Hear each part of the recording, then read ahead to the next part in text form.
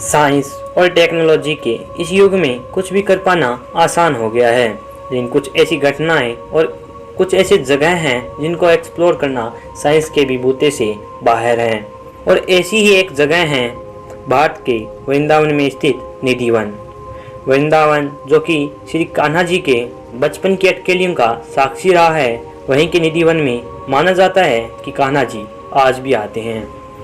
तो इन बातों का क्या आधार है, क्यों ये मान्यता प्रचलित है, इन सभी का कारण और इस जगह के रहस्य के बारे में ही आज हम इस वीडियो में जानेंगे। तो वीडियो को पूरा ज़रूर देखिएगा और आइए जानते हैं निधि वन का रहस्य।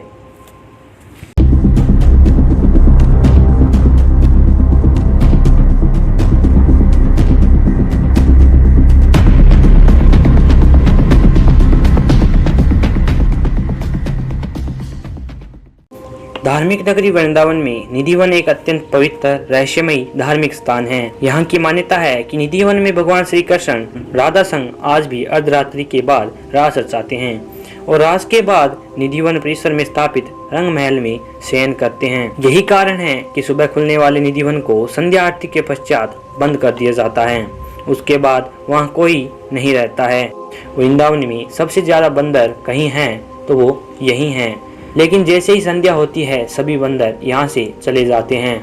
और सबसे ज़्यादा हैरान करने वाली बात तो ये है कि बंदर ही नहीं बल्कि यहाँ पे मौजूद सभी पशु पक्षी इस जगह को खाली कर देते हैं। मंदिर के पुजारी रंग महल, जिसके बारे में मान्यता है कि यहाँ पर राधा और कृष्ण अर्धरात्रि को रास करने के बाद विश्राम करते हैं, वहाँ पर एक चंदन के पलंग को शाम 7 बजे के पहले ही पूरी तरह सजा देते हैं। पलंग के बगल में एक लोटा पानी, राधा जी के श्रृंगार का सामान और एक दानतून के साथ एक मीठा पान रख देते हैं। और कहा जाता है कि जब सुबह 5 बजे रंग महल का दरवाजा खुलता है तो बिस्तर अस्त व्यस्त और लोटे का पानी खाली, दानतून गीली और पान खाया हुआ मिलता है। और इसीलिए रंग महल में भक्त केवल श्रृंगार का सामान ही चढ़ाते हैं और प्रसाद स्वरूप उन्हें भी श्रृंगार का सामान ही मिलता है। निधि वन में मौजूद वृक्ष भी बड़े अजीबोगरीब से उगते हैं। सामान्यतः कोई भी वृक्ष ऊपर की तरफ बढ़ता है, लेकिन निधि वन में मौजूद वृक्ष नीचे की तरफ बढ़ते हैं और लोगों का मानना है कि ये सब गोपियां हैं जो एक दूसरे की बाहों में बाहें डाली खड़ी हुई हैं। निधि वन की एक खास बात यह है कि यहाँ पर तुलसी के पौधे इतने बड़े हैं कि वो और कहीं भी नहीं मिलते। और इन तुलसी के पौधों की एक खास बात यह भी है कि यहाँ पर कोई भी तुलसी का पौधा अकेला नहीं है बल्कि जोड़े में पाए जाते हैं। और लोगों का मानना है कि जब श्री कृष्ण और राधा यहाँ पे रास रचाते हैं तो यही पौधे गोपियाँ बन जाती हैं। निधि वन के तुलसी के पौधों की जड़ें खोखली हैं और इनमें पानी नहीं दिया जाता, लेकिन ये फिर भी हरे भरे रहते हैं, जो कि बहुत ज़्यादा अजीबोगरीब है। निधि वन के गाइड्स का कहना है कि निधि वन में 16,000 तुलसी के पौधे हैं और ये 16,000 तुलसी के पौधे श्री कृष्ण जी की 16,000 रानियां हैं। कहा जाता है कि जो भी श्री कृष्ण और राधा के रास को देखता है वो या तो मानसिक संतुलन खो बैठता है या फिर 24 घंटे से ज्यादा जिंदा नहीं रहता। कहा जाता है कि आज से 10 साल पूर्व जयपुर का एक व्यक्ति श्री कृष्ण के रास को देखने के लिए निधि वन में ही छुपकर बैठ गया था और सुबह जब निधि वन के कपाट खुले तो उसको बेहोश पाया गया। जब उसे होश में लाया गया तो उसने अपना मानसिक संतुलन खो दिया था।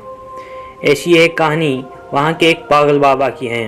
पागल बाबा श्री कृष्ण के अनन्य भक्त थे और उन्होंने श्री कृष्ण के दर्शन करने के लिए निधि वन में ही कहीं छुपकर बैठ गए। कहा जाता है श्री कृष्ण के दर्शन के बाद पागल बाबा ने अपना मानसिक संतुलन खो दिया। वृंदावन शहर के बारे में कहा जाता है कि इसको बसाने में निम्बारक संप्रदाय के स्वामी हरिदास का अहम योगदान था। हरिदास जी जो कि संगीत सम्राट तानसेन के गुरु थे। इतिहासकारों के मुताबिक 15वीं शताब्दी में उनका जन्म मथुरा के करीब एक गांव में हुआ था और उसी के बाद वो कृष्ण भगवान और राधा की भक्ति में डूब गए। और इसी के चलते ये कहा जाता है कि भगवान कृष्ण के साथ गोपियों के अलौकिक रास को वह अपनी आंखों से देख पाते थे। स्वामी हरिदास जी की कुटिया वृंदावन के तटीय स्थान में है। वास्तु गुरु कुलदीप सालूजा के अनुसार निधि वन का वास्तु ही कुछ ऐसा है जिसके कारण यह स्थान रहस्यमय से लगता है और उनका कहना है इसी स्थिति का लाभ उठाते हुए अपने स्वार्थ के खातिर इस भ्रम तथा छल को फैलाने में वहाँ के पंडित पुजारी और गाइड लगे हुए हैं। जबकि उनके अनुसार सच ये है कि अनियमित आकार के निधिवन के चारों तरफ पक्की चारदीवारी है और परिसर का मध्य द्वार पश्चिम दिशा में है। निधिवन का परिसर का नैऋत्य कोण बढ़ा हुआ है और पूर्व दिशा तथा पूर्व ईशान कोण दबा हुआ है।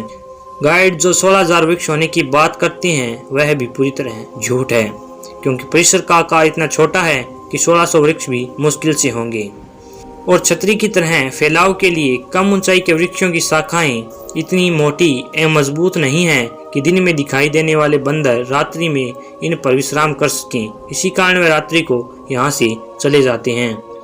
सालुजा के इस तर्क को मान भी लिया जाए तो मंदिर में होने वाली उन गतिविधियों का क्या जो सुबह 5 बजे कपाट खुलने पर देखी जाती है। बिस्तर का अस्त व्यस्त होना, लोटे का पानी खाली मिलना, दातुन का गीलापन और पान का खाया हुआ मिलना, वो सब क्या है। निधिवन के अंदर कुछ तो रहस्यमयी जरूर है, लेकिन आज तक इसको कोई नहीं समझ पाया है, क्योंकि जैसा कि मैंने आपको बताया कि जो भी इस दृश्य को देखता है वो या तो अपना मानसिक संतुलन खो बैठता है या फिर जिंदा ही नहीं रहता। तो आपका निधिवन के बारे में क्या ख्याल है, कमेंट कर जरूर बताइएगा। और अगर आपको किसी भी टॉपिक पर वीडियो चाहिए तो आप हमें कमेंट में उसका सजेशन दे सकते हैं, हम उस पर वीडियो बना देंगे। तो अगर आपको वीडियो अच्छी लगी तो इसको लाइक कीजिएगा, चैनल को सब्सक्राइब कर दीजिएगा ताकि आपको न्यू वीडियो अपलोड होते ही उसका नोटिफिकेशन सबसे पहले मिल जाए। तो मिलते हैं एक और ऐसी ही अमेजिंग मिस्टीरियस हॉरर वीडियो के साथ, तब तक के लिए बाय बाय।